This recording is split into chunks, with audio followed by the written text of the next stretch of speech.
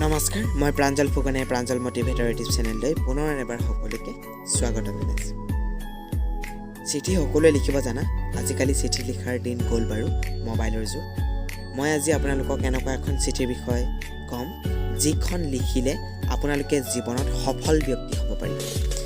চিঠিখনত কি লিখিব লাগে সেইটো কৈ লৈছোঁ। চিঠিখনত লিখা তুমি জীৱনত কি হ'ব বিচাৰা, কি সপোন আছে, তোমাৰ লক্ষ্য কি জীৱনত, সেই সকলোবোৰ তুমি সেই চিঠিখনত লিখা।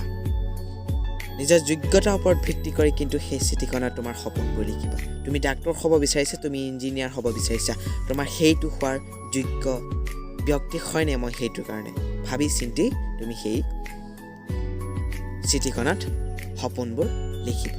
লিখাৰ পাছত সেই চিঠিখন তুমি প্ৰতিটো পল প্ৰতিটো ক্ষণ তুমি নিজৰ জেপত থ'বা আৰু চাবা তুমি জীৱনত সফল হ'বা। আজি তুমি কিবা বেয়া কাম এটা কৰিবলৈ লৈছা, আজি তুমি এটা ক'ৰবালৈ গৈছা, আজি তুমি ক'ৰবাত সময় নষ্ট কৰি আছা, পটককৈ তুমি জেপত হাতখন ভৰাই পালা। চিঠিখনত তোমাৰ টাচ হ'ল, তোমাৰ ব্ৰেইনলৈ এটাই কথা যাব, মোৰ জীৱনত কিবা এটা কৰিবলৈ আছে, মই কি কৰি আছোঁ ইয়াত।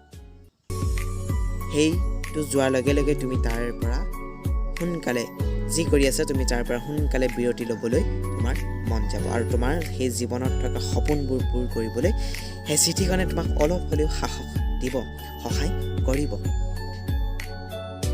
সেয়েহে তোমালোকে লিখিবা চিঠিখন আৰু প্ৰতিটো পল প্ৰতিটো ক্ষণ তোমালোকে জেপত থৈ দিবা আৰু তুমি জীৱনত ছাকচেছফুল হ'বা। মই প্ৰাঞ্জল ফুকনে প্ৰাঞ্জল মোটিভেটৰ ইউটিউব চেনেলৰ পৰা পুনৰ এবাৰ বিদায় লৈছোঁ। এনেদৰে মই আপোনালোকক মোটিভেটৰ ভিডিঅ'বোৰ দি যাম। যদি ভাল লাগিলে লাইক এটা কৰি দিব আৰু মোৰ চেনেলটোলৈ নতুনকৈ আহিছে যদি চেনেলটো ছাবস্ক্ৰাইব কৰিবলৈ নাপাহৰিব। আৰু আপোনালোকৰ এটা ছাবস্ক্ৰাইবে আৰু এটা লাইকে মোক এনেধৰণৰ মোটিভেটৰ স্পীচবোৰ আপোনালোকক দি যাবলৈ উৎসাহ